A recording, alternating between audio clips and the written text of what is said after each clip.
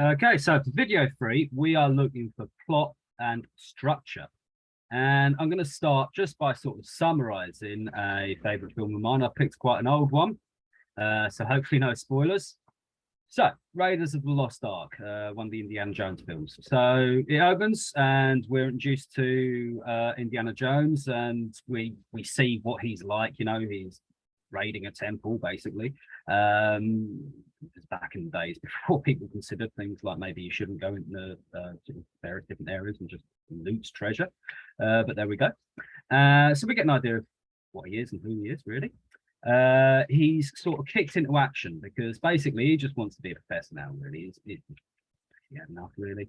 He's kicked into action though because a couple of army officers turn up and tell him that his mentor, so the person that's taught him all about this stuff, is missing. What's going on here? So he sort of goes out, and through a chain of events, he discovers that the Nazis are after the lost Ark of the Covenant. And of course, this is something of a big deal because they're planning to use it to make their armies immortal. So this sort of kickstarts a race against time. Indiana Jones and his various helpers have to find this Ark first. That is the crucial bit of this story. You know, they need to find the Ark. We've had the bit where it's introduced. We know who he is. We've got the rising action. So we've got Indiana Jones getting a bit of a kick to actually get engaged in what's going on. And then we've got this main event. He needs to find the Ark. He needs to stop the Nazis, find the Ark. And actually, interestingly, he fails. He finds the Ark. The Nazis get him. They capture him.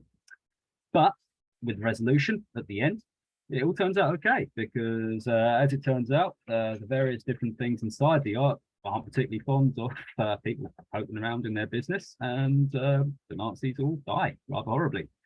So yeah, and that's the end of the film.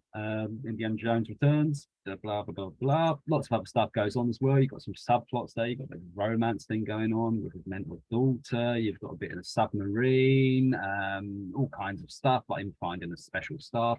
But the core aspects of this story, we've got our protagonist, Indiana Jones. We've got the thing that gets him moving. So we've got the rising action here. So that's where he's actually getting involved. He's looking for what happened to his mentor. We've got the main event, which is this race against time to find the lost Ark first. And then we've got the falling action. So he gets kidnapped. And then we've got the Numenor at the end. So we've got the bit where it all resolves and the Nazis are defeated. Everyone can go a bit happier. And of course, the Ark's slung in supposedly safe storage. And we kind of really hope that no one meddles with it again. So that broad understanding of the structure is important. It's good to know how stories are structured, which is what we are looking at today. So I'm just going to share my screen and pull up that worksheet.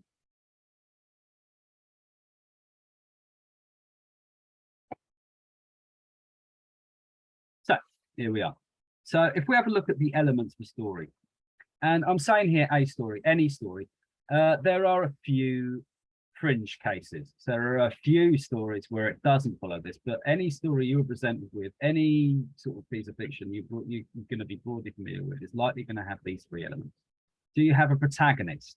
Okay, that's a good term to know. A protagonist is your main character. This is the person stuff is happening to. You know, they are important. They've almost certainly got a ragtag gang of people around them that help them out. It's various different purposes, who sometimes even have their own subplots. You know, these are important people, but they're not the protagonist. The protagonist is this driving force behind the story. Everything revolves around this. Okay, and then there's an obstacle or a problem. We read stories for drama. We read stories because we're interested in them. There needs to be some level of conflict. I'm not talking here about a violent conflict. I'm not talking necessarily about fighting, about I don't know, people shooting each other, or I don't know, space battles or what have you. Although that often comes up. The conflict is something that needs resolving. You know, there's some tension there. You know, one person wants one thing, the other person wants another thing. It's a traditional, you know, classic one. But this problem needs resolving. One way or another, it must be dealt with. Now, the protagonist can fail. In Indiana Jones, the example I was talking about at the start, he fails. You know, the Nazis kidnap him. They get the Ark of him. That's fine. But there is a resolution, you know? So after that sort of obstacle or problem, you've got the resolution. Stories don't just end. There is some sort of closure. We get some level of closure from it.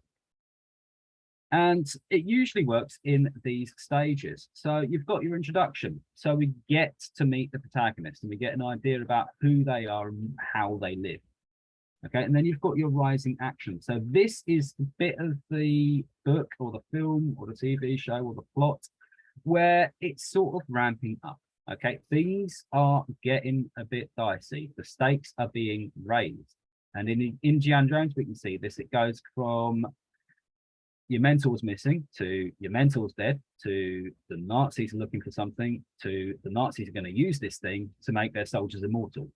Okay, so that rising action is pulling the protagonist onward. It's pulling everything to that peak, that climax, that main event.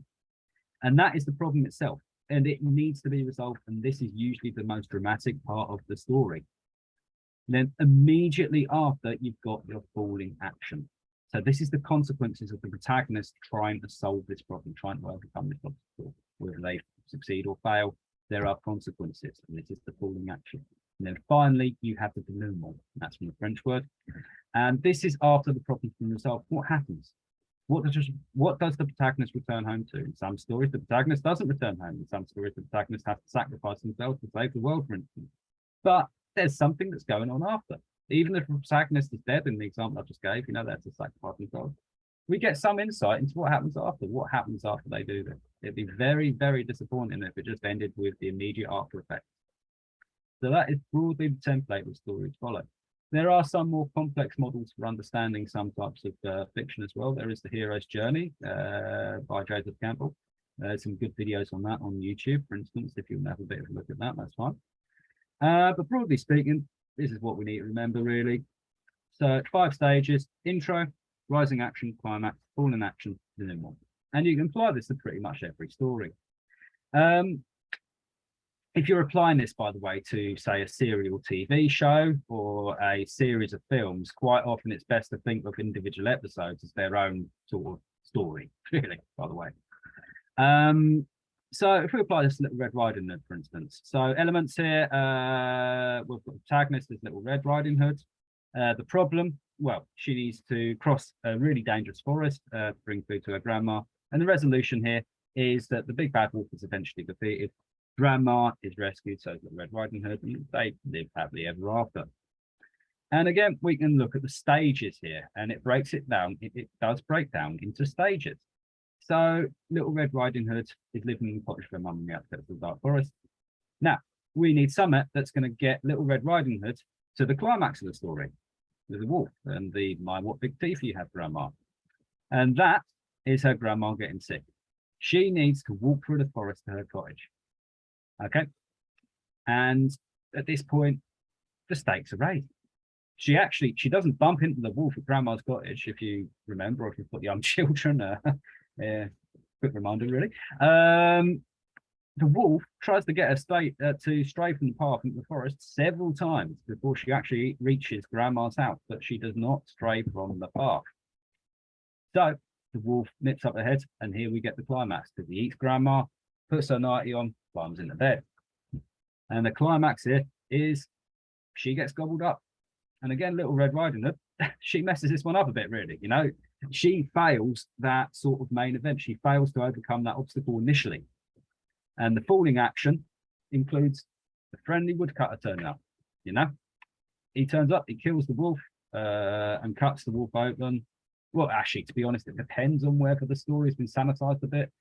In the original, he kills the wolf and fills the body with stones and chucks it in a well. I don't think they teach that version to kids that much anymore. But, you know, the wolf is defeated, grandma and Little Red Riding Hood are rescued, and everybody lives happily ever after. So there we go. That's the elements of the story and the stages. And the thing I want you to bear in mind, really, when you think about structure, because you will be asked to analyze the structure of a piece of text, okay? You won't be asked to analyze the whole story, but they'll give you an extract, say, from the introduction to the story and ask you to analyze it. The thing about structure is these choices are deliberate. The writer has made deliberate choices here. The writer has deliberately chosen, with Little Red Riding Hood, to make grandma sick. That, in real life, People just get sick, stuff happens, mentors go missing. If anyone's a fan of Star Wars, I guess maybe in the Star Wars universe, farms do burn down. But in a story where we have a protagonist, and this is the focal point of the story, nothing happens accidentally. You know, there's no such thing as a coincidence in a story. In real life, there are coincidences. In stories, there are not. Stuff happens, especially important stuff, for a reason. Okay. So, your task for today, I would like you to find a piece of fiction. Now, as I said, I would steer clear of TV shows, soap operas, and stuff like that, where they tend to have really long, overarching plots. So stick with a book or a movie or something like that. And I'd like you to see if you can identify the protagonist, if you can identify the obstacle or the problem, and if you can identify the resolution. And also, if you can identify what's happening in the intro, the rising action, the climax, the falling action, and the minimal. Okay. And do remember that this is the bare bones we're looking at here. This is what we need to really understand about the story. There will be other stuff going on as well. You know, there'll be stuff going on in the background that's not as important. We're just focusing on those elements and stages there. So there we go. That's the end of this video.